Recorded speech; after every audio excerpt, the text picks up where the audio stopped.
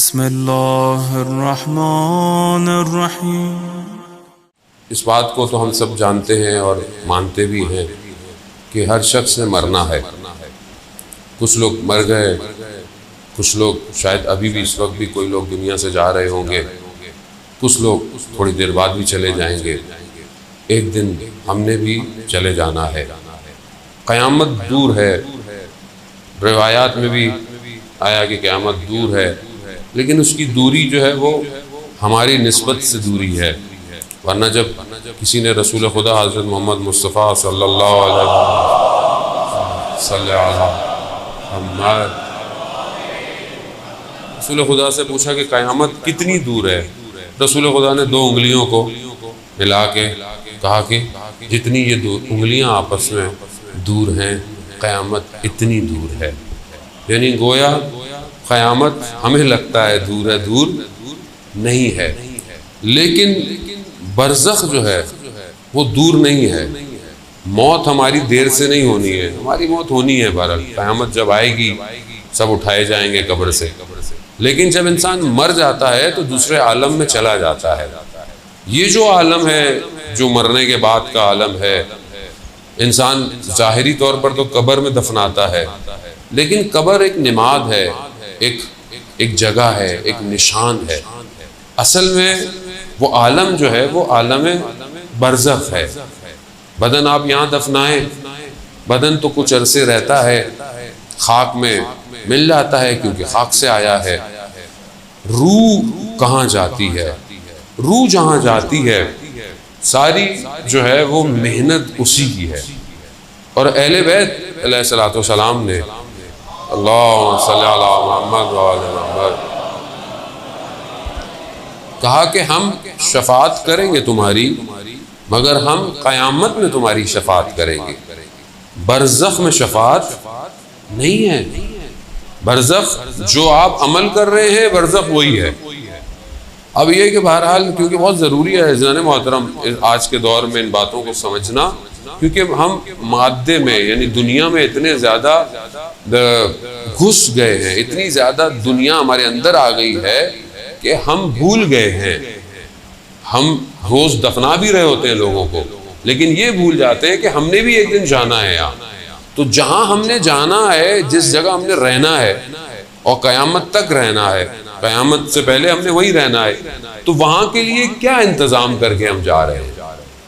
यहाँ आप बाज़ औक़ात मिसाल के तौर पर आप पहले पिंडी में रहते थे, फिर आपने बोला मैंने कहीं ज़मीन ख़रीदी है, प्लॉट लिया है, तो फिर आप कहते हैं कि भाई वहाँ शिफ्ट होंगे, चलो अच्छा घर बनाऊँ, अपने हिसाब से बनाऊँ, आहिस्ता आहिस्ता बनाऊँ। क्यों? दरवाजे अच्छे हों, नल अच्छे हों। क्यों? वो भाई रहना है, एक ही दफ़ा अच्छा बनाऊँ, फिर बार बार तो नहीं तोड़ेगा आदमी। तो आप इतनी मेहनत करते हैं, लकड़ी फलानी हो, फलानी जगह हो। बहरहाल जो लोग एक्सपर्ट हैं इन चीज़ों के वो बेहतर जानते हैं। क्यों? क्योंकि वहाँ आप कहते हैं कि मैंने वहाँ रहना है। या ये तो एक बहरहाल सफ़र है, या मिसाल के तौर पर आप यहाँ से दूसरे शहर जा रहे हो, दूसरे मुल्क जा रहे हो, तो अब जहाँ जा रहे हैं तो आप पहले से परेशान होते हैं, वहाँ मौसम कैसा है, जगह कैसी है, खाना कैसा मिलेगा, मुझे क्या लेके जाना चाहिए, कितने दिन का सफ़र है, हफ्ते का सफ़र है, 10 दिन का सफ़र है, कपड़े कैसे रखूँ, सर्दी तो नहीं है वहाँ ज़्यादा। ये सारी चीज़ें क्यों करते हैं? क्योंकि अगर आप नहीं करेंगे तो आप कैसे रहेंगे वहाँ। ये अक्ल इंसान की कहती है कि भाई इंसान तैयारी करके जाए। तो जहाँ हमने रहना है इतने अरसे पता ही नहीं है। हज़रत आदम से लोग जो इंतकाल कर गए अभी तक बरज़ख में है। कितने हो गए, कितने सालों सालों सालों ही हो गए, कहाँ है वो? सब बरज़ख में। तो जहाँ इतना रहना हो आदमी ने, वहाँ के लिए क्या इंतज़ाम कर रहा है? वहाँ प्लॉट खरीदा है कि नहीं खरीदा? वहाँ प्लॉट, यहाँ तो कॉर्नर का प्लॉट लेता है आदमी, अच्छा हो, कॉर्नर का हो, हवा आए, रोशनी आए। वहाँ कैसा प्लॉट चाहिए? वहाँ उस जगह में कौन सी चीज़ों की ज़रूरत है? ये इंसान की अकल इस बात को मानती है कि हमें ये सोचना ज़रूरी है। रूह जो है वो वहीं रहेगी, क्योंकि इंसान रूह और बदन से मिल के बना हुआ है। रूह निकल रहा है, डेड बॉडी हो जाती है। रूह है तो इंसान जिंदा है। सबसे पहले जब इंसान की रूह बदन से निकलती है, उसकी शनाख्त छीन लेती है उससे। कोई यही नहीं कहता कि फलाना शख्स, लोग कहते हैं मैयत पड़ी हुई है, नाम खत्म। चाहे वजीर आजम हो, चाहे मिनिस्टर हो, चाहे बादशाह हो, चाहे बड़ाई हो, चौकीदार हो, कोई भी हो, क्या हो गया? मैयत हो गई। क्यों? हाथ लगाया तो गुस्ल वाजिब है। समझ लिया आपने? जितना अपने आप को बना के फिरता था, मैं ऐसा ब्रांडेड परफ्यूम लगा के, ब्रांडेड कपड़े पहन के घूमता था, जैसे ही गया गुस्ल मैयत से पहले अगर आपने उसको हाथ लगा लिया तो आपके ऊपर गुस्ल वाजिब हो जाता है। परवरदिगार इतना मोतबर आदमी था। हाँ, जब तक रूह थी, जब तक रूह थी, रूह ले ली, कहानी खत्म। तो फिर इसका मतलब है कि सबसे ज्यादा इंपॉर्टेंट रूह है। तो हम अपने बदन को तो बेहतरीन खुराकें देते हैं, खाना पीना, अच्छी जगह देनी भी चाहिए। रूह को क्या खुराक दे रहे हैं? और रूह को खुराक कौन देगा? हम तो फंसे हुए हैं ना, हम तो इसी में फंसे हुए हैं। जवान माशाल्लाह, पहले आजकल तो वो भी कोविड में वो भी खत्म, वरना पहले जवान थोड़ी गेम खेलते, वर्जिश करते थे, थोड़ा जिम वगैरह जाते थे। अब तो हर कोई मोबाइल के आगे बैठा हुआ है, या तो गेम खिलवा लो इनसे या फिर फेसबुक इंस्टाग्राम दिखा दो। खत्म हो गया अब जवान, अच्छा खासा जवान खत्म हो गया। अब बॉडी को क्यों बनाता था? भी बदन अच्छा हो, खुराक अच्छी हो। रूह को खुराक दे रहे हैं? नहीं दे रहे। अगर रूह को खुराक नहीं दी, उसको चाहिए, अगर आपने उसको सही जगह से नहीं दी तो वो कहीं और निकल जाएगी। याद रखिए, रूह का ताल्लुक बदन से। अगर आपने बरज़ख को ट्राई करना है जिंदगी में, तो जब आप सोते हैं रूह चली जाती है कहीं, लेकिन ताल्लुक को छोड़ती नहीं है, बदन से ताल्लुक रखता है। जैसे ही झटका मारता है आंख खुल जाती है। क्यों? ताल्लुक होता है। अगर हमेशा निकल जाए तो बस बंदा मर जाता है। और आप देखते हैं कभी आप यहाँ हैं, कभी आप वहाँ हैं, इल्यूजन सा है, नजर नहीं आ रहा है। क्यों? कैसे आप अचानक कभी इधर कभी उधर, कभी अच्छी जगहों पे होते हैं, ज़ियारत कर रहे होते हैं, कभी कहीं होते हैं, कभी अपने आबाई जगह चले जाते हैं, कभी बचपन में चले जाते हैं। कैसे? क्योंकि रूह को टाइम और स्पेस नहीं होता, वो कहीं भी जा सकती है। आलम बरज़ख ऐसे ही है। आलम बरज़ख ऐसा नहीं है, उसका मीडियम कोई और है। बहरहाल थोड़ी सी मुश्किल बातें हैं, लेकिन बहरहाल सुननी तो है बहरहाल अभी, क्योंकि जाना तो है वहाँ ना, कहीं ना एक दिन तो जाना ही है वहाँ पे। तो ये ना वहाँ जाके बोले ले इतने सारे मौलाना आते थे, किसी ने बताया ही नहीं हमें। तो मैंने कहा चलो एक दफ़ा बता दो। अज़्ज़ान व सलवात भेजते मोहम्मद वाले मोहम्मद।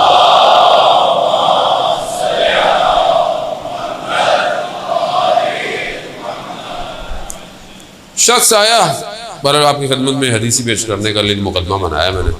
शख्स आप रसूल खुदा की खिदमत में आया, कहा कि या रसूल अल्लाह, मुझे इजाज़त दें, मैं मौत की तमन्ना करूँ, मौत की तमन्ना करूँ। कुरान भी कहता है बहरहाल कि जो लोग ये दावे करते हैं, वादे करते हैं, वो मौत की अगर सच्चे हैं तो मौत की तमन्ना करें। मौत की तमन्ना क्या करें? तो रसूल खुदा ने जो है वो हर शख्स था, अरब का था, रसूल खुदा ने उसे मना नहीं किया। रसूल खुदा ने फरमाया कि अगर तुम मौत की तमन्ना करना चाहते हो तो इससे बेहतर ये है कि तुमने जहाँ जाना है वहाँ की तैयारी करो। अब एक शख्स तमन्ना करे मैंने पढ़ने जाना है, दूसरी यूनिवर्सिटी में जाना है, तमन्ना है, लेकिन तैयारी तो करनी पड़ेगी ना। मार्क्स अच्छे लाए, तैयारी करे, एडमिशन करे, सारे काम करे। अब सिर्फ तमन्ना से कुछ नहीं होने वाला। रसूल खुदा ने कहा वहाँ तुमने जाना है वहाँ की तैयारी करो। रसूल क्या तैयारी करूँ? कहा कि 10 मकामात हैं। रसूल खुदा ने फरमाया उन 10 मकामात पर हर मकाम पे 4 हदिये लेके जाओ, 4 तोहफे लेके जाओ। यानी हर मकाम पे 4 तोहफे लेके जाओ। ये तोहफे असल में तुम्हारे लिए आसानी पैदा करेंगे, आरामिश पैदा करेंगे, अमनीयत पैदा करेंगे जहाँ तुमने जाना है। कहा या रसूल अल्लाह, ये भी आप ही बता दीजिए। तो रसूल खुदा ने 10 मकाम गिनवाए एक एक करके, और हर जगह के लिए 4-4 तोहफे हदिये बताए। तकरीबन 40 मरहले हैं ये निजात के, मरने के बाद, लेकिन देने यहीं से हैं, वहां से कुछ नहीं मिलेगा। ये अकाउंट आपको यहीं खोलना है, 40 चीजें आपको यहीं जमा करानी है। वक्त तो खैर मेरे पास नहीं है कि मैं आपको 40 सारी बताऊं, क्योंकि मैं जहां शुरू करता हूं 4 भी पूरी नहीं हो पाते। ठीक है, पहले मैंने एक दफ़ा पाकिस्तान में पढ़ा था, थोड़ी सी हदीस, फिर चला गया था, लोगों ने मैसेज करना शुरू की, मौलाना साहब बाकी भी तोहफे बता ही दीजिए। बहरहाल मैंने ऑनलाइन पढ़े हैं, लेकिन ज़रा मुख्तलिफ मुल्कों के अंदर डिफरेंट जगह पे थे। लेकिन बहरहाल रसूल खुदा ने उसको ये कहा कि ये तैयार करो। तो पहला मकाम क्या है?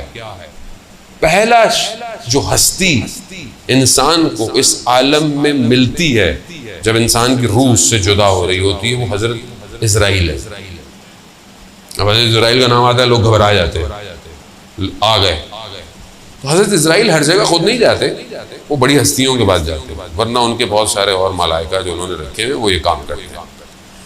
पहली हस्ती वो है जो आपको ट्रांजिशन कराती है, यानी मैटर से, मादे से आपको एग्जिट देती है, वो हजरत इजराइल अलैहिस्सलाम। अब वो हस्ती है जो सबसे पहले आपको फेस करनी है। जो शख्स पहले एंट्री पे खड़ा हो, जैसे आजकल एयरपोर्ट जाएं तो बाहर खड़ी होती है ASF वाले कि कोविड का टेस्ट दिखाएंगे तो फिर अंदर जाएंगे एयरपोर्ट के, वरना आप अंदर ही नहीं जा रहे। बोर्डिंग पास तो दूर की बात, इमिग्रेशन दूर की बात, एंट्री बंद है। तो आपको हजरत इजराइल को भी वैक्सीनेशन कार्ड दिखाना है। अब वो क्या है? ये आसान मरहला नहीं है, ये रूह का बदन से निकलना रिवायात कहती है सख्त तरीन मरहला है।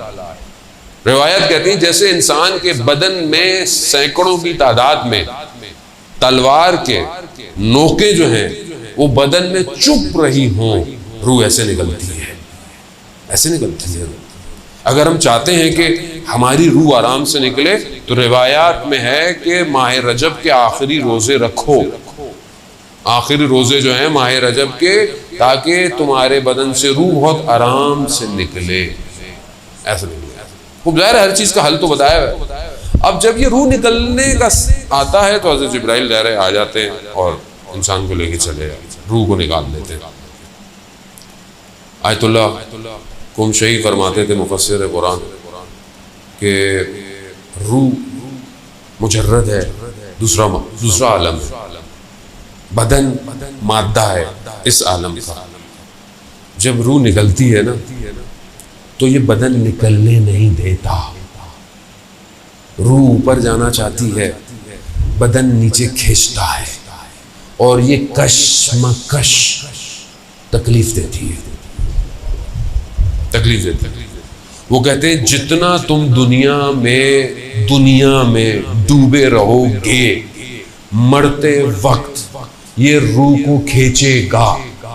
और ये अमल इतना लंबा चलता है कि जो इंसान की ज्यादा ख्वाहिश होती है उस तरफ रूह को खींचा जाता है, और ये तकलीफ दे अमल होता है, खींचता है यार। और अगर आप सारी जिंदगी परवरदिगार की तरफ, तो रूह बड़े आराम से निकल जाती है, आराम से ऊपर चली जाती है। अब 4 तोहफे जो हैं वो हज़रत जिब्राइल को देने हैं, रसूल खुदा ने फरमाया। रसूल खुदा फरमाते हैं कि पहला तोहफा जो है वो जो हज़रत जिब्राइल को चाहिए वो ये है कि आपने अपनी ज़िंदगी में किसी का हक ना खाया हो। अगर आपने किसी का ज़िंदगी में हक खाया है तो ये पहले गेट पे ही आपको मुश्किल शुरू हो जाएगी।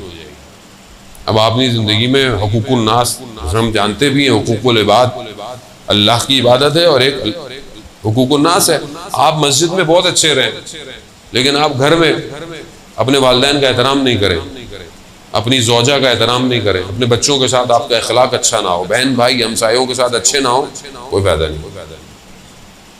अल्लाह को ऐसी बंदगी नहीं चाहिए। आप वही हो कि जब यहाँ सजदे कर रहे हैं तो लोगों के साथ भी आपका रवैया अच्छा होना चाहिए। इसीलिए पहली चीज जो फंसाएगी ये फंसाएगी। वैसे भी बहरहाल वालिद की मजलिस है और खुदा उनकी मग़फ़िरत फरमाए। माँ बाप के लिए कुरान ने जो इस्तेमाल किया लफ्ज कुरान में है कि वालिदैन के आगे उफ उफ नहीं करो। इमाम जाफर सादिक अलैहिस्सलाम अल्लाहुम्मा सल्ली अला मुहम्मद। इमाम फरमाते हैं कि अगर इससे कोई कम लफ्ज होता तो कुरान उसकी ताकीद करता, इससे और कोई कम लफ्ज नहीं है। यानी उफ,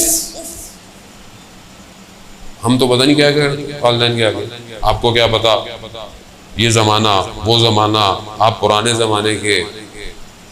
कितना इंसान जो है वो इस मुश्किल के अंदर फंसा हुआ है, खासतौर पे वालिदैन के आगे। जबकि रिवायत है खुद हज़रत मोहम्मद मुस्तफ़ा सल्लल्लाहु अलैहि वसल्लम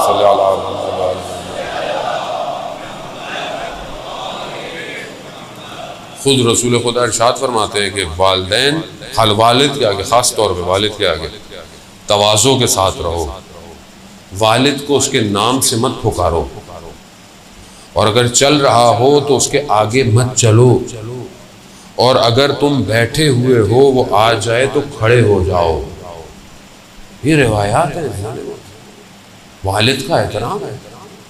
चाहे वो 10 दफ़ा कमरे में आए, 10 दफ़ा खड़े हो। तो उसने तुम्हें उंगली पकड़ के चलना सिखाया है, तुम चल नहीं सकते थे, उसने तुम्हारी उंगली पकड़ी है। आज जब चलने लगे हो तो आज तुम उसको सिखा रहे हो। ठीक है, ज़माना चेंज हो गया है, ठीक है चीज़ें, मगर एहतराम खूब। ये हुकूकुल इबाद है, ये पहली चीज़ जो घर के अपने अंदर है। फिर इस तरह माँ का एहतराम है। तो अज़ीज़ान मोहतरम, अब इंसान दुनिया में किस तरह रह रहा है। गुजर गया बराबर में से, किसी की गाड़ी पे निशान लगा दिया, चलते हुए में गाड़ी खड़ी हुई थी, आप गुजर गए, निशान लग गया, आपने बोले जल्दी जल्दी निकल जाओ, पता नहीं चले। क़यामत में ये निशान फंसा देगा, फंस जाएंगे। वो शख्स आएगा, बोलेगा इसका जो नुकसान किया था मुझे दो। अब आप वहाँ कहाँ से देंगे, वहाँ क्रेडिट कार्ड थोड़ी चलेगा, वहाँ फंस जाएंगे।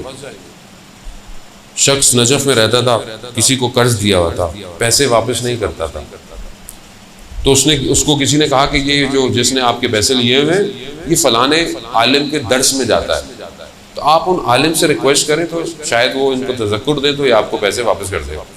चले गए, उनसे रिक्वेस्ट की, वो दर्स दे रहे थे। उन्होंने कहा कि जब मैं दर्स तालीम सीखने से पहले मेरी दुकान थी, एक दिन एक यहूदी मेरी दुकान पे आया, उसका कुछ एक धर्म बचता था, तो मैंने कहा बाद में ले लेना। उसने कहा नहीं मुझे अभी चाहिए, मेरे पास नहीं था। मैंने कहा बाद में ले लेना, मैं बाद में दे दूंगा। कहा नहीं मुझे अभी चाहिए, अभी चाहिए। खुलासा वो चला गया।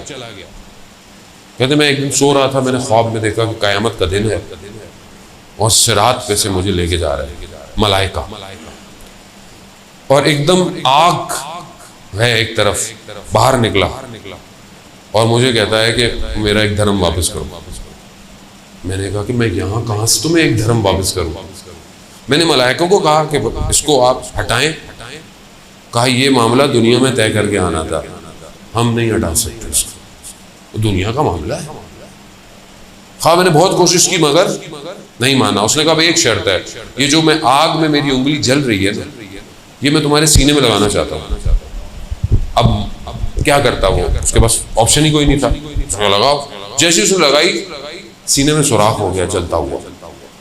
जब ये उठा एकदम तो उसने देखा इसके सीने में स्याह दाग है, और उसने दर्स में खोल के दिखाया कि ये वो एक धर्म है।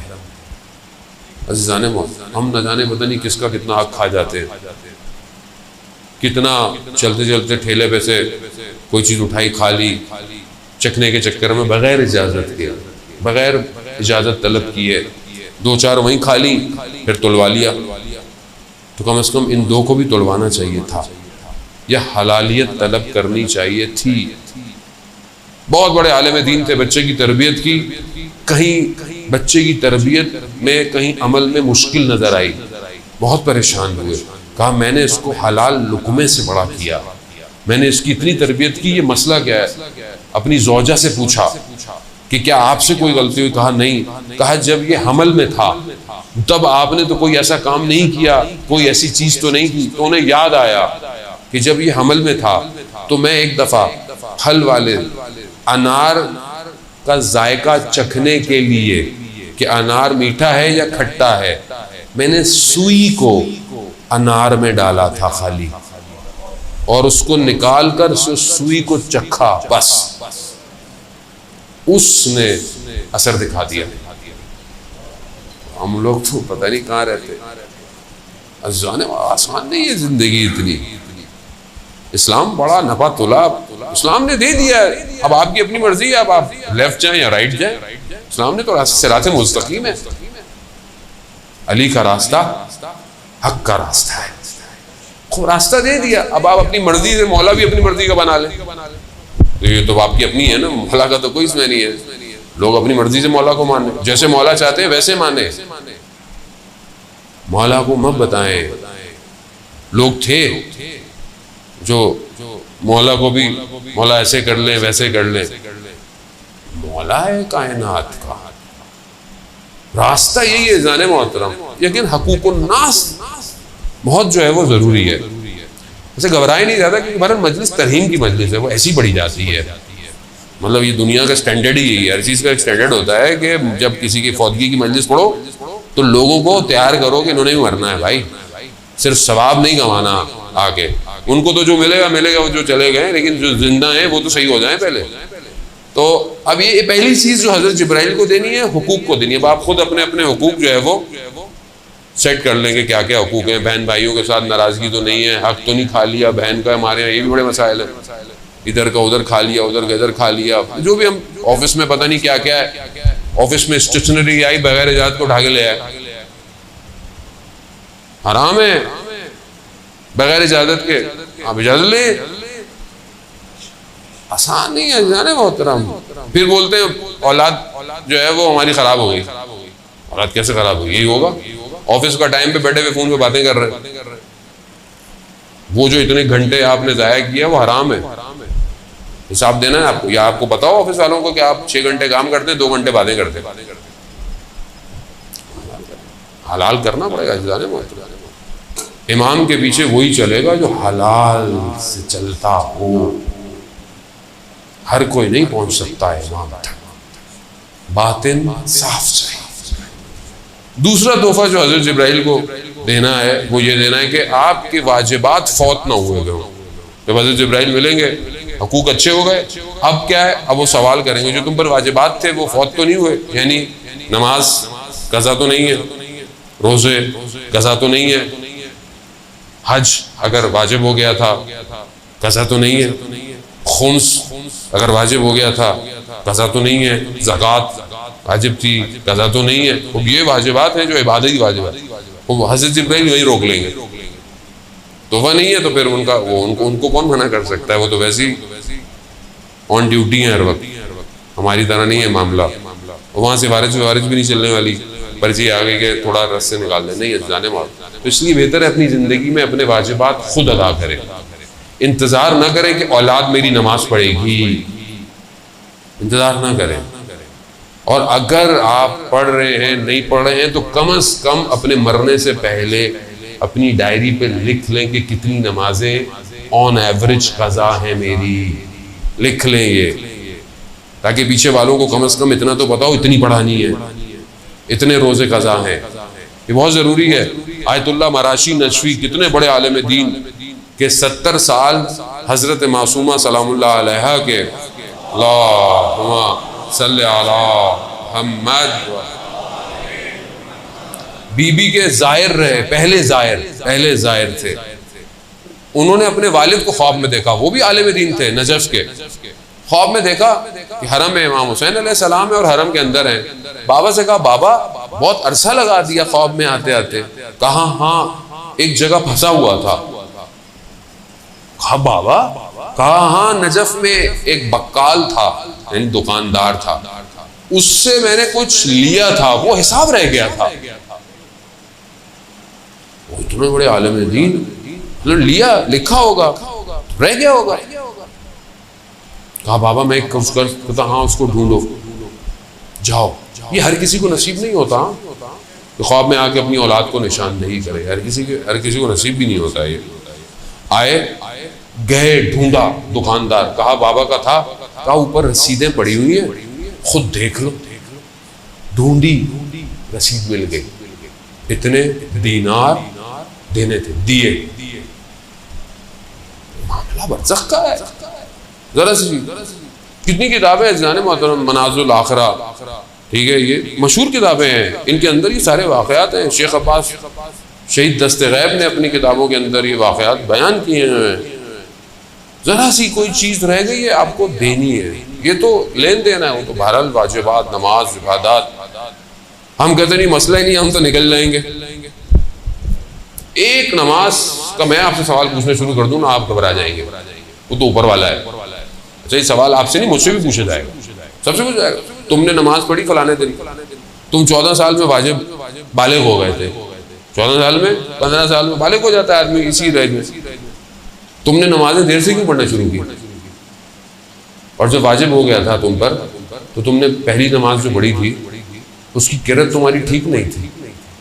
तुम नमाज पढ़ रहे थे, तुम्हारा ध्यान कहाँ था?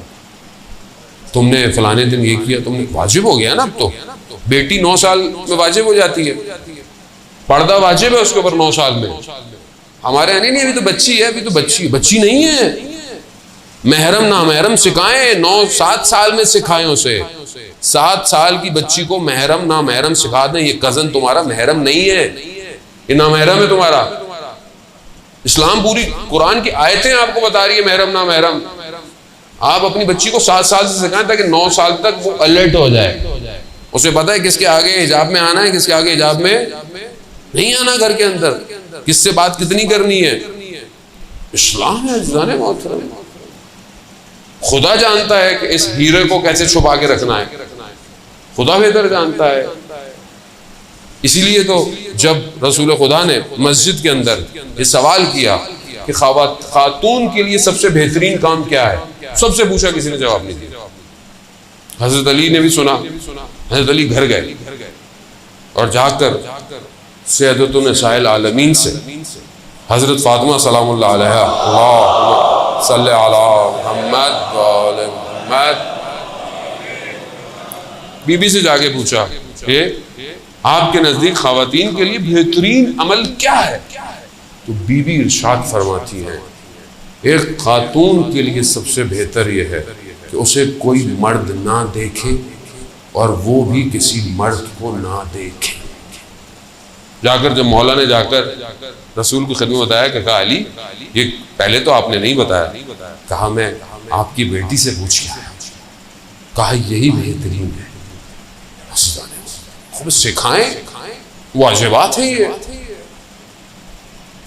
रजब अली खयात जो बहुत बड़े आरिफ थे, सड़क पे जा रहे थे अपने बेटे के साथ, तो एक खातून जो बेहिजाब थी, बाल उसके खुले हुए थे, तो ये उसको देख रहे थे।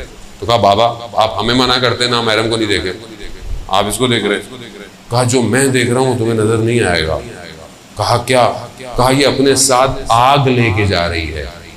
ना महरम औरत, बाल खुले हुए, बदन नुमाया, आजकल जो हमारे आम हो गया है। कहा ये जो जा रही है सड़क पे, ये आग जहन्नुम की अपने साथ लेके जा रही है। जो इसको देखता है वो भी इसी आग में चला जाता है।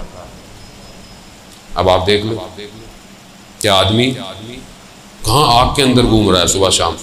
सारे जब आप तरबियत नहीं करेंगे यही होगा। तो ये जरूरी है कि आप अपनी वाजिबात, नमाज अपने टाइम पर, अपने रोजे, ये सब जो है वो खुद कर ले। और जो अगर खुदा ना खास्ता अल्लाह की मसलियत है, हक है, अगर आपके वालिदैन दुनिया से चले गए हैं तो आप उनके लिए पहली फुर्सत में उनके इस काम को अंजाम दें। खुद नहीं दे सकते, किसी को हदिया दे के काम को करवाएं, क्योंकि वो फंसे हुए हैं उन मराहिल में। तीसरी चीज़ जो हज़रत जिब्राइल को हदिया देनी है वो ये देनी है कि इंसान लक़ा अल्लाह, खुदा से मुलाकात चाहता हो, खुदा से मिलना चाहता। अब जैसे हम बाज़ औक़ात किसी से मिलना चाहते हैं, जैसे हमें लोग मौलाना साहब आपसे मिलना है, वो बहुत दिन से कोशिश करता है, अच्छी बात है।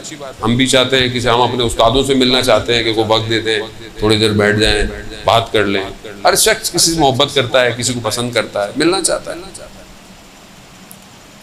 क्या हम खुदा से मिलना चाहते हैं?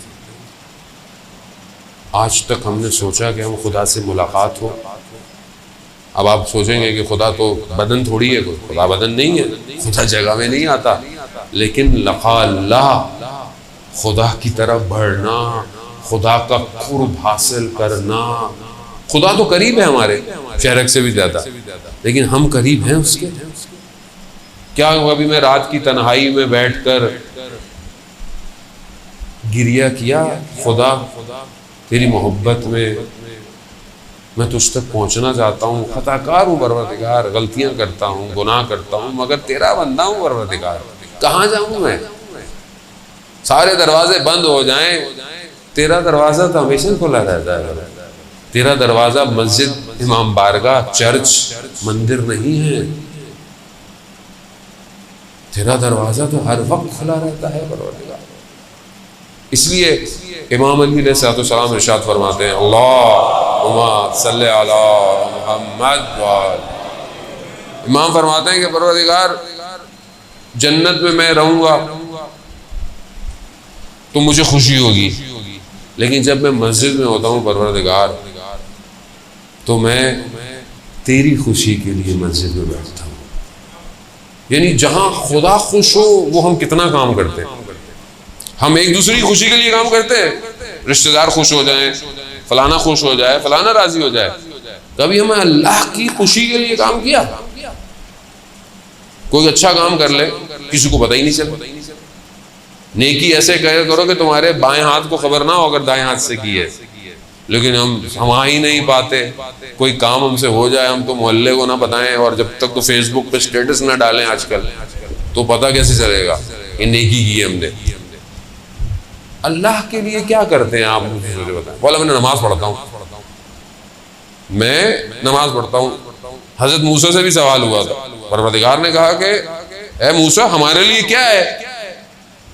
कहा परवरदिगार नमाज है, इबादत है। कहा नहीं, वो तो तुम अपने लिए पढ़ते हो, हमारे लिए क्या है? क्या है? पूरा दिन 24 घंटे में अल्लाह के लिए क्या है? तो सोचें जाने मौत, ये सारी कायनात बनी किस लिए? किस लिए 1,24,000 भेजे? किस लिए 12 इमाम भेजे? किस लिए? उसके लिए। इमाम हुसैन अलैहिस्सलाम ने कुर्बानी किसके लिए दी? ला इलाहा इल्लल्लाह। ये कहाँ है जिंदगी में? लक़ा अल्लाह कहाँ है? आयतुल्लाह क़ाज़ी रिज़वानुल्लाह ताला अलैह के बेटे बताते हैं कि आखिरी अय्याम में बाबा को इतनी प्यास लगती थी, अतश अतश अतश करते रहते थे। हम बर्फ डाल के पानी उनको देते थे, पीते थे, मगर उनकी प्यास नहीं बुझती थी। उनका सीना स्याह हो चुका था। कौन सी प्यास थी? कहा लक़ा अल्लाह की प्यास थी, खुदा से मुलाकात की प्यास थी। इतना सर सजदे में होता था कि कोई आता था, खड़ा होके वापस चला जाता था, सर सजदे से नहीं हटता था। इतना अपने वजूद में खुदा के कुर्ब के लिए तड़पते रहते थे। कहाँ से मिला? सब अहले बैत। जिसको ये दे दे, आप कैसे जाएंगे अल्लाह तक? बाबुल्लाह यही है, यदुल्लाह यही है, ऐनुल्लाह यही है, वजुल्लाह यही है। यहाँ आएंगे तो वहां जाएंगे। अब ये खुदा की मर्जी है, खुदा ने इन्हीं को दरवाजा बनाया, अभी आना है इधर से आओ, बाहर से नहीं आना है। इधर उधर से मैं एक्सेप्ट ही नहीं करता। वो कहते ज़ियारत जामे कबीरा जो 10वें इमाम से हमें तोहफा मिला है, मारिफत है, अहले बैत है, वो मारिफत इमाम है। ज़्यादा पढ़ दो तो वो बोली घबरा जाएगी, हम तो हल्का हाथ रखते हैं। ज़्यादा पढ़ दिए कि इमाम कहते कैसे हैं तो परेशान हो जाएगी पब्लिक। इमाम आसान नहीं है, रहमत मौसूला है परवरदिगार की तरफ से। ये सब हवाएं, फजाएं, ये बरकतें, ये नेकियां, फूलों का खिलना, सब इमाम के वजूद की वजह से। और इमाम के वजूद ही के जरिए से तौहीद तक पहुंचना है। यही दीन है। दीन कोई सख्ती नहीं है, दीन आपसे को बहुत ज्यादा नहीं मांग रहा। बस ऐसे ही करो, बस जो भी रहो, मोची रहो या बादशाह रहो, अल्लाह के रहो, बंदे रहो, खुदा बंदगी चाहता है। ये लका अल्लाह अपने अंदर पैदा करें, खासतौर पर जो जवान है, माशाअल्लाह जवान है, तो आपको अल्लाह ने जवानी दी है। बुढ़ापे में तो तस्बीह हाथ में पकड़ ली और ये होता तो मेरा ऑप्शन नहीं है ना, अभी तो वो काम ही नहीं है। और वैसे नहीं खुदा न खास्ता बुजुर्ग बाएहतराम है, इबादत गुजार है पहले से, लेकिन जवानी में अगर रात को उठा और उसकी बारगाह में इस्तग़फ़ार किया और गिरिया किया, समंदर की मछलियाँ इस्तग़फ़ार करेंगी इंसान अगर उसकी। चौथी चीज़ जो हज़रत जिब्राइल को देनी है, आखिरी, वक्त भी बहुत तेज़ी से जो है वो आगे बढ़ गया, वो ये है कि मौत की तमन्ना करें। मौत से भागे नहीं, डरे नहीं मौत से, वो डर की चीज़ का जाना ही है। जैसे बच्चों ने एग्जाम्स की तैयारी की हो पूरा साल, वो नहीं कहता कि पेपर अभी हो कल हो, वो कहता हाँ कभी भी हो जाए, मैं हर वक्त रेडी हूँ। जिसने तैयारी नहीं की हुई है वो आखिरी टाइम तक 5 मिनट और दे दो, 5 मिनट और दे दो, 2 मिनट दे दो, 10 मिनट, अल्लाह करे कैंसिल हो जाए। कोविड है तो अल्लाह करे कोविड में इम्तिहान, कितने लोग पास हो गए कोविड में, अच्छे नंबरों से पास हो गए, घरों में बैठ के पेपर हल हो रहे। कंबाइंड स्टडी होती थी, अब कंबाइंड पेपर हल हो रहा है।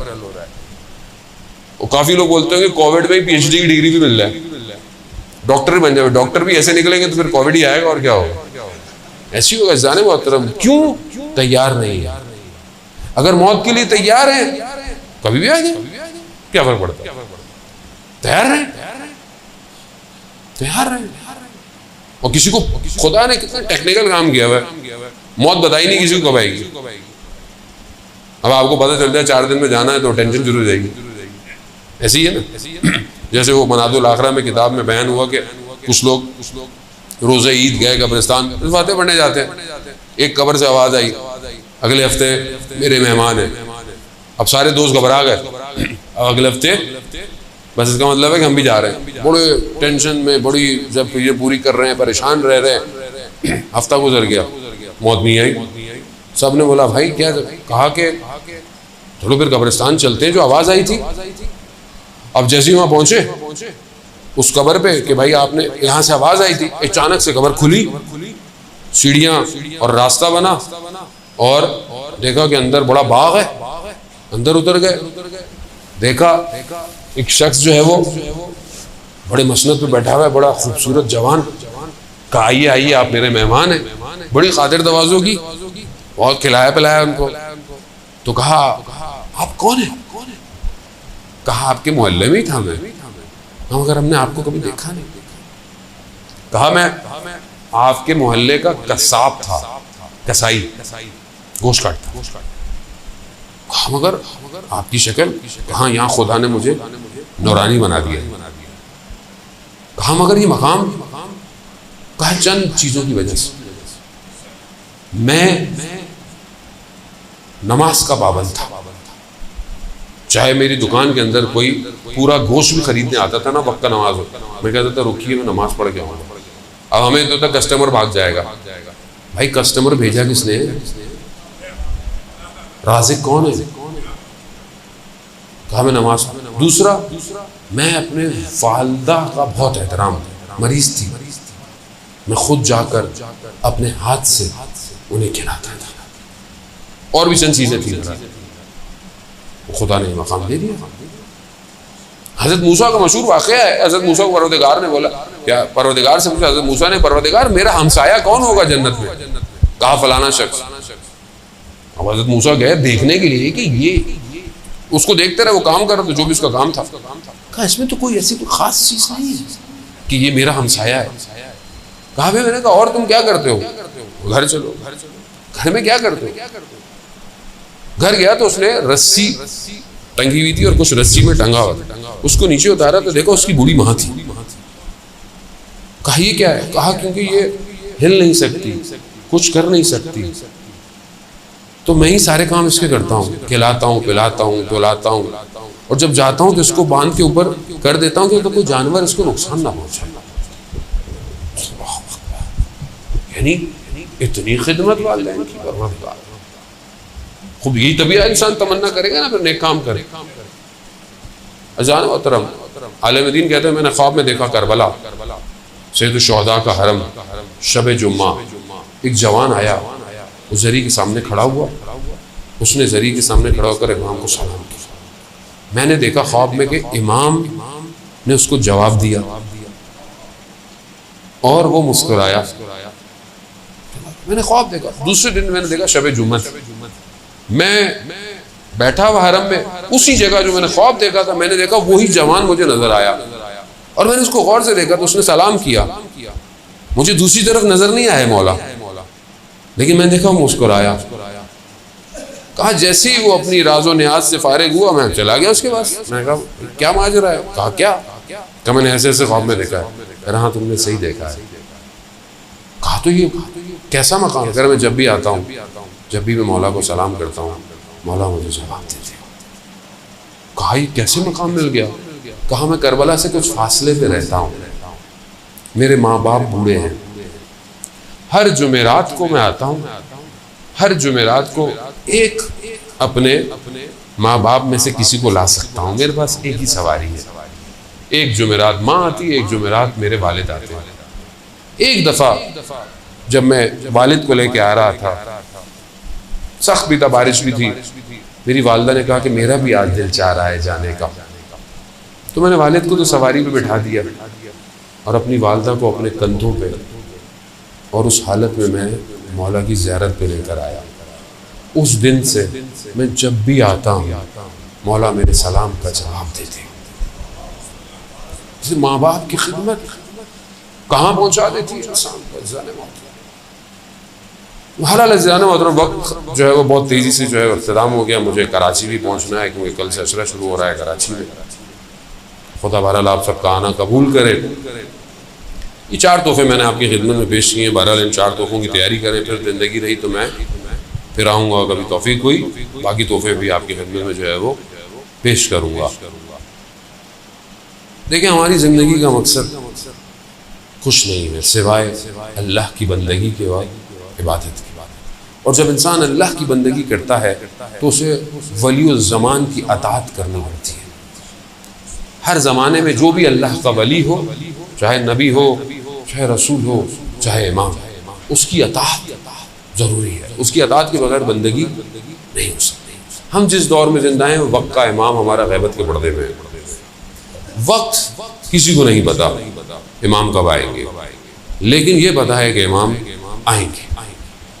मैं ये सोचूं कि इमाम बहुत दिनों बाद आएंगे तो ये मेरा गलती है, मेरा कसूर है। अगर आप अपने दिल से चाहते हैं ना इमाम को, तो आप ये कहें कि मौला अभी आ जाए, अभी आ जाए। कल क्यों, परसों क्यों, अभी आ जाए। अब बात यह है कि मैं अगर इमाम को अभी बुलाऊं तो तैयार भी तो हूं, तभी बुलाऊंगा ना। कैसे बुलाएंगे? आप अपने देखिए टेस्ट ट्रायल करें, प्रैक्टिकल बातें हैं सारी। मैं तो फलसफा मुझे आता नहीं ज़्यादा पढ़ना, ना मुझे कोई इतना पढ़ा लिखा हूँ, छोटा सा तालिब इल्म। सादी सी बात है जिंदगी में, किसी चीज़ के लिए तैयार होंगे तो मुंह से निकलेगी बात, वरना मुनाफिकत है। मुनाफिकत मौला को बुलाएं और तैयार ना हो तो फिर कूफा वाले थे, बुलाया मौला को, मौला तो सच्चे थे, आए, ये नहीं आए। मैं नहीं कह रहा खुदा न खास्ता आप लोग वो हैं ना, अपनी जात को देखे कि मैं चाहता हूं इमाम को बुलाना। क्या मैंने अपने आप को इतना तैयार किया है कि मौला आ जाए और मैं चला जाऊंगा फौरन इमाम के पास? क्या मेरा मोबाइल ऐसा है कि मैं इमाम को दे दूं? इसमें कोई गड़बड़ नहीं है। वालिदैन को तो दिखाते वक्त आप पासवर्ड लगा देते हैं, आप हिस्ट्री डिलीट कर देते हैं, ऐसी है ना, सर्च साफ कर देते हैं। इमाम के सामने कर पाएंगे डिलीट? किस दिल से इमाम को बुला रहे हैं? कहाँ है इमाम? किसके पास है? मेरा घर ऐसा है, मेरे घर में एहतराम है बुजुर्गों का, मेरे घर में गुनाह तो नहीं होता, कोई गानों की आवाज़ें तो नहीं आती, पर्दा है मेरे घर में, मेरे घरों की शादियों में महरम ना महरम गैदरिंग तो नहीं होती। कहाँ बुलाएंगे इमाम? ऐसे जाने में जिंदगी थोड़ी सी है, वैसी थोड़ी सी है। वैसे आजकल कोरोना में पता ही नहीं चलता, बंदा जवान आदमी चला जाता है, जिंदगी का कोई बेहतर है, जितनी है इमाम को दे दे, इमाम के हवाले कर दे। उस्ताद दानिशमंद का मशहूर वाक़ा पढ़ते रहते हैं, उर्दू में भी ट्रांसलेट हुआ, मैंने भी कई दफ़ा पढ़ा। कहते हैं जवान के घर की बेल बजी, उसने देखा वो मॉनिटर वाली बेल थी, कैमरे वाली, तो देखा कि खूबसूरत जवान खड़ा हुआ है। हाँ कौन? कहा मैं इमाम हूँ। कहा मौला, कहा मैं तुम्हारे घर आना चाहता हूँ। कहा मौला अच्छा मुझे 5 मिनट दे। जल्दी जल्दी अपने घर की चीज़ें समेट रहा है, ऐसी चीज़ें जो इमाम ना देखें, चीज़ें समेट रहा है, छुपा रहा है। ये वो जितनी देर में बाहर निकला, इमाम गली के कोने पे थे और खुदा की बारगाह में कह रहे परवरदिगार गवाह रहना, मैंने सबकी बैलें बजाई हैं। कोई कहता है 2 मिनट, कोई कहता है 3 मिनट, कोई कहता है 5 मिनट, कोई मेरे लिए तैयार नहीं है। अलमिया नहीं है। अल्लाह ये अपना रसूल अल्लाह। मुहर्रम आ रहा है, जाने में असल वारिस वही है, असल आज़ादात वही। मैं आपने करबला सुनी है, इमाम करबला देखते हैं, देखते हैं। इमाम करबला को नहीं, इसलिए इमाम ज़ियारत नाइया में जो जुमले पढ़ते हैं वो आसान नहीं है। इमाम के सामने करबला होती है, इमाम देख रहे हैं करबला